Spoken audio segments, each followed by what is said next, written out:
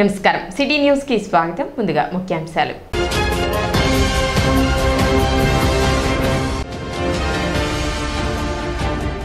ఆఫ్పేట గ్రామంలో వరదల కారణంగా నష్టపోయిన పంట పొలాలను పరిశీలించిన కేంద్ర బృందం.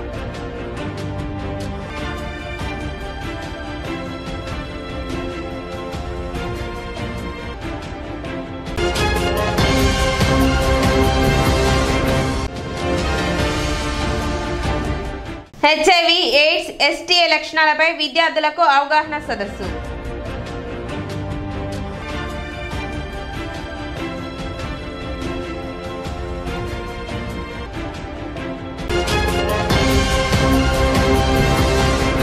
మీకు తెలుసా కార్యక్రమంలో భాగంగా విద్యార్థులకు హెచ్ఐవి ఎయిడ్స్ పై అవగాహన కార్యక్రమం జరిగింది. ఆంధ్రప్రదేశ్ ఎయిడ్స్ కంట్రోల్ సొసైటీ ఆదేశాల మేరకు నిర్వహిస్తున్న అవగాహన కార్యక్రమాల్లో భాగంగా హెచ్ఐవి ఎయిడ్స్ పై అవగాహన కల్పించారు. Anitha Venkateswara college of education principal Durga Nagamalleswararao, correspondent G Venkateswararao ఆధ్వర్యంలో ICDC counsellor MD Rafi, DSRC counsellor I Rajyalakshmi HIV AIDS మరియు ఎస్టీఏ లక్షణాలపై అవగాహన కల్పించారు. ఎస్టీఏ లక్షణాలకు పూర్తి చికిత్స ఉందని, అవగాహనతో మాత్రమే హెచ్ఐవి ఎయిడ్స్ను నివారించగలమని, చెడు అలవాట్లకు దూరంగా ఉండాలని వారు వివరించారు. కార్యక్రమంలో భాగంగా హెచ్ఐవి ఎయిడ్స్ నివారణకు సంబంధించిన పోస్టర్ను ఆవిష్కరించారు. మహిళా సాధికారత వెల్ఫేర్ సొసైటీకి చెందిన K Lakshmi, G Sunitha, D Swapna తదితరులు పాల్గొన్నారు. మీకు తెలుసా అనే ప్రోగ్రాం గురించి మనం ప్రతి ఒక్కరిలో తెలియపరచడానికే మెయిన్ ఈ కార్యక్రమం యొక్క ముఖ్య ఉద్దేశము. అయితే మనం ఈ హెచ్ఐవి ఎయిడ్స్ అనేది ప్రతి ఒక్కరికి ఉచితంగా మన గవర్నమెంట్ హాస్పిటల్ రూమ్ నెంబర్ 39లో ప్రతి ఒక్కరికి ఫ్రీగా చేయించి వాటికి ఫ్రీగా మెడిసిన్స్ కూడా వారికి అందజేయటం. ప్రజెంట్ ఏంటంటే హెచ్ఐవి అనేది చాలా తీవ్రతరంగా ఎక్కువగా ఉన్న మనకి చాలా ఏరియాస్లో చాలా ఎక్కువగా ఉంది. కాబట్టి మనం ప్రతి ఒక్కరిలో ముందు ఈ హెచ్ఐవి గురించి చైతన్యం చేసి హెచ్ఐవి రాకుండా వాళ్ళని నివారించడం, తర్వాత వాళ్ళు హెచ్ఐవి బారిన పడకుండా మనం దీని గురించి చర్యలు తీసుకుంటూ వీళ్ళందరికీ ఎడ్యుకేట్ చేస్తూ ప్రతి ఒక్క గ్రామంలో ప్రతి ఒక్క కాలేజెస్లో ఈ హెచ్ఐవి గురించి పూర్తిగా అవగాహన కార్యక్రమాలు చేయటమే ఈ కార్యక్రమం యొక్క ముఖ్య ఉద్దేశం. అసలు ఎడ్యుకేట్లో ఉన్న పిల్లలు రీసెంట్గా మ్యారీడ్ చిన్న మళ్ళీ బేబీతో ఉంటారు, 4th మంత్ 5th మంత్లో తెలిసి వాళ్ళు సఫర్ అవుతారు, ఫ్యామిలీ డిస్టర్బెన్స్ అవుతాయి. సో ఇలాంటివన్నీ కూడా నెక్స్ట్ జనరేషన్ వాళ్ళు మిమ్మల్ని మీరు కాపాడుకుంటూ మీరు మోటివేట్ చేయాలనేది మా ఇంటెన్షను. మేము వచ్చి మీకు ఇప్పుడు ఎలా అయితే హెల్త్ ఎడ్యుకేట్ చేస్తున్నామో, సో మీరు కూడా ఏంటంటే మీకు తెలిసిన వాళ్ళకి మీ దగ్గర ఉన్న ఇన్ఫర్మేషన్, మేము ఇచ్చిన ఇన్ఫర్మేషన్ని మీరు ఎంతైతే వినగలిగారో ఆ ఇన్ఫర్మేషన్ని మీరు పక్క వాళ్ళకి చెప్పడానికి కానీ, మీ తోటి స్నేహితులకి చెప్పడం కానీ, ఇలా మీరు ఒకళ్ళ నుంచి ఒకళ్ళు చెప్పుకోవడం. ఠాగూర్ సినిమా చూశారు కదా, సో 3 నుంచి 3కి అలాగే మీరు కూడా అలా చెప్పుకుని సో దీన్ని మీరు మీ జనరేషన్ నుంచి దీన్ని తగ్గించగలుగుతారనేది మా ఒక అభిప్రాయం అనమాట. డ్రగ్స్ వాడే వాళ్ళు ఏం చేస్తున్నారంటే నీడిల్స్ ఎక్కిచ్చేసుకొని తీసి పక్కన వాళ్ళకి ఇస్తున్నారు. మాదక ద్రవ్యాలు ఆ నీడిల్స్ ద్వారా అందరికీ ఇలా 200 మంది స్ప్రెడ్ అయింది, ఓన్లీ స్టూడెంట్స్కి. దానివల్ల చాలా అవగాహన కలిగి ఇండస్ట్రియల్ డ్రగ్ యూజర్స్ మత్తు పదార్థాలు అయిన వాడకం ఉంటుంది. దానివల్ల ఏంటంటే నీడిల్స్ తీసుకొని ఇంకో నీడిల్స్ పుచ్చుకోవడం వల్ల పాస్ అయిపోతుంది. అది దానివల్ల యూత్లోనే ఎక్కువ అవేర్నెస్ ప్రోగ్రామ్ కండక్ట్ చేస్తుంది. యూత్లోనే 15 సంవత్సరాల నుంచి 24 సంవత్సరాల వరకు బాగా ఎక్కువ హెవీగా ఉంటుంది. చాలా జాగ్రత్తగా ఉండండి, బీ కేర్ఫుల్గా ఉండండి. తెనాలి మండలం ఆఫ్పేట గ్రామంలో వరదల కారణంగా దెబ్బతిన్న పంట పొలాలను కేంద్ర బృందం పరిశీలించింది. జిల్లా కలెక్టర్ నాగలక్ష్మి ఆధ్వర్యంలో నాగపూర్కు చెందిన department of agriculture and farmers director Waghmare, ఢిల్లీకి చెందిన department of expenditure, ministry of finance consultant RB Kale, ministry of rural development deputy secretary Pradeep కుమార్లు వరదల కారణంగా నష్టపోయిన పంటలను పరిశీలించారు. కార్యక్రమంలో జిల్లా వ్యవసాయ అధికారి నున్నా వెంకటేశ్వర్లు, ఏడీఏ ఉషారాణి, తెనాలి మండల వ్యవసాయ అధికారి ప్రేమ్ సాగర్, మేరుగ వంశీ, ఏఈఓ గడ్డం మోహన్, రైతులు పాల్గొన్నారు.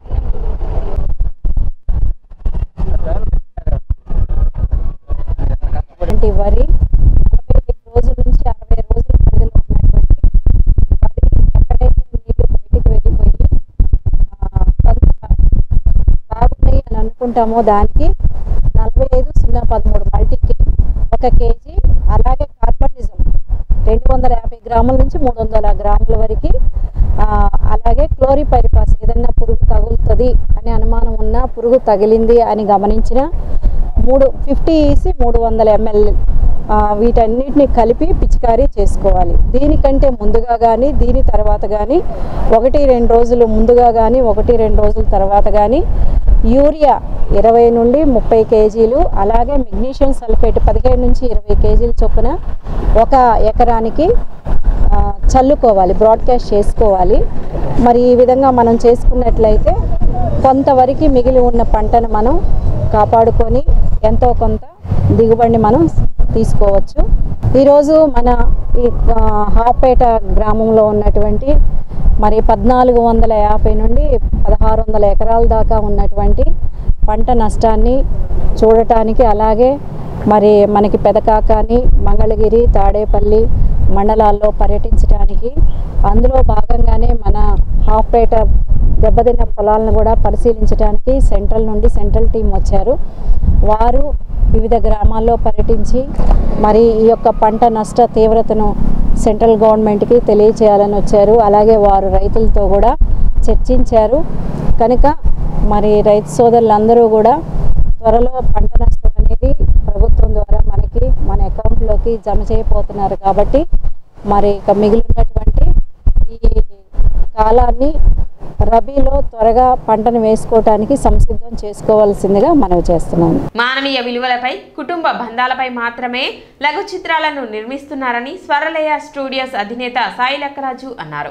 గురువారం ఉదయం స్వరలయ వేదిక కార్యాలయంలో లఘు చిత్రాల ఫోటోల గురించి సాయి లక్కరాజు పత్రికా సమావేశంలో ప్రసంగించారు. సాయి లక్కరాజు తన ప్రసంగాన్ని కొనసాగిస్తూ యూట్యూబ్లో స్వరలయ స్టూడియోస్ నిర్మించిన లఘు చిత్రాలను చూసి మీ అభిప్రాయాన్ని కామెంట్ బాక్స్లో పోస్ట్ చేసి ఆ స్క్రీన్ షాట్స్ను 9849421908కు మీ పేరు, మొబైల్ నెంబర్ను తెలియచేస్తూ పంపాలని. ఈ ఫోటో కేవలం మహిళా మనులకు మాత్రమేనని, ఉత్తమ సూచన కాదా అభిప్రాయాన్ని తెలియచేసిన ముగ్గురికి గృహోపకరణ వస్తువులను వచ్చే నెల కళాక్షేత్రంలో జరిగే కార్యక్రమంలో అందజేయబోతున్నామని తెలిపారు. సంగీత సాంస్కృతిక సంస్థ స్వరలయ వేదిక స్థాపించి 25 ఏళ్ళు. స్వరలయ వేదిక, లాఫింగ్ క్లబ్, తెలుగు భాషోద్యమ సమితి, స్పందన, ఈ అన్ని కార్యక్రమాలు 510 పైగా ఇంతవరకు నిర్వహించాము. దేశ విదేశాల్లో కూడా స్వరలయ వేదిక మంచి ఖ్యాతి రావడానికి కారణభూతులైన అందరికీ కూడా నమస్కారం.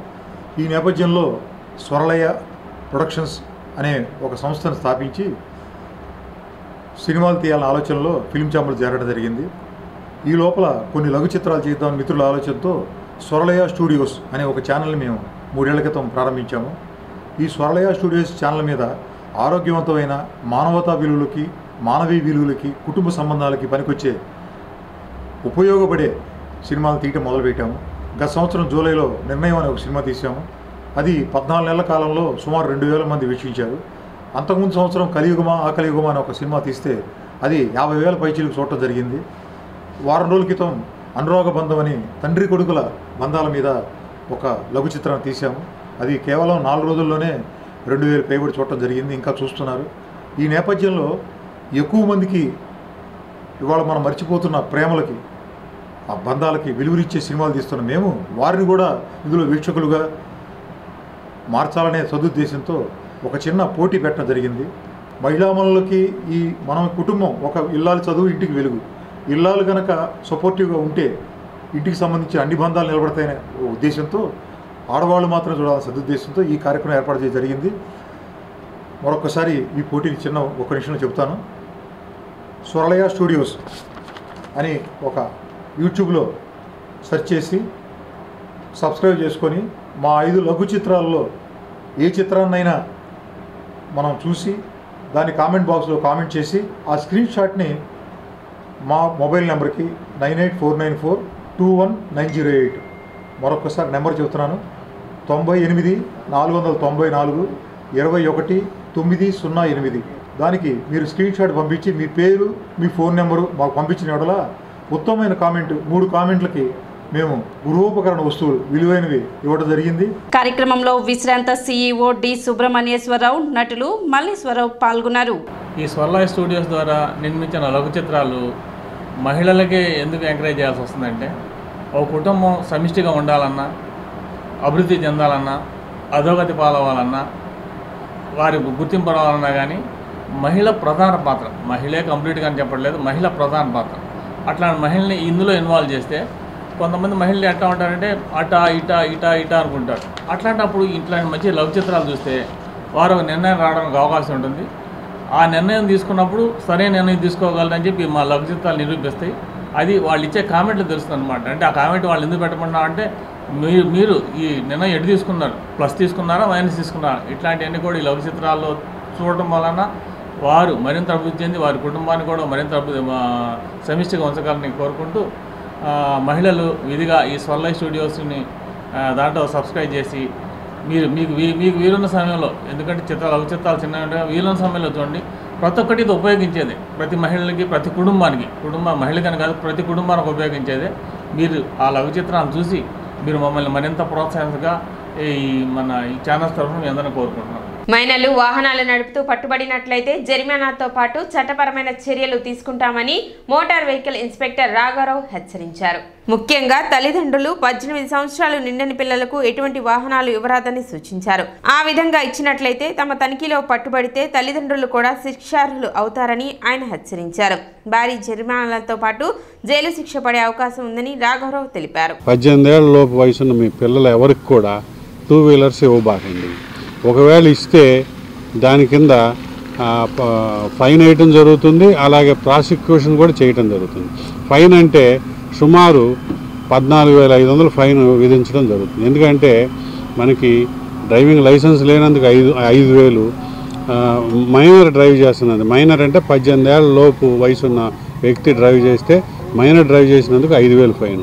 మొత్తం డ్రైవింగ్ లైసెన్స్కి 5, మైనర్ డ్రైవ్ చేసినందుకు 5,000, 10,000, ఇన్సూరెన్స్ 2,000, పొల్యూషన్ 1,500, హెల్మెట్ 1,000 రూపాయలు, పొల్యూషను 1,500, హెల్మెట్ 1,000 రూపాయలు, మొత్తం 14,500 ఫైన్. అంటే ఒక మైనర్ డ్రైవ్ చేసి పట్టుబడితే సుమారు 14,500 ఫైన్ చెల్లించాల్సి వస్తుంది. కాబట్టి అది కాక మేము డిపార్ట్మెంటల్ యాక్షన్ పెడితే ఆర్టీఓ గారిని కలిసినాకే బండి రిలీజ్ చేయడం జరుగుతుంది. అలాగే ప్రాసిక్యూషన్ పెడితే కంపల్సరీ ఆ ఏరియా పరిధిలో స్టేషన్లో బండి పెడతాము. మీరు కంపల్సరీ కోర్టుకి అటెండ్ అవ్వాల్సి వస్తుంది. మరి జడ్జి గారు 25,000 వరకు ఫైన్ విధించవచ్చు మైనర్ డ్రైవ్ చేస్తే, అలాగే 3 నెలల వరకు జైలు శిక్ష విధించడం జరుగుతుంది. ఈ 14,500 కాక 25,000 వరకు ఫైన్ విధించవచ్చు, లేకపోతే 3 నెలలు జైలు శిక్ష విధించవచ్చు. కాబట్టి తల్లిదండ్రులకి మరీ విజ్ఞప్తి చేస్తున్నాం. ఇప్పుడు చిన్న విరామం.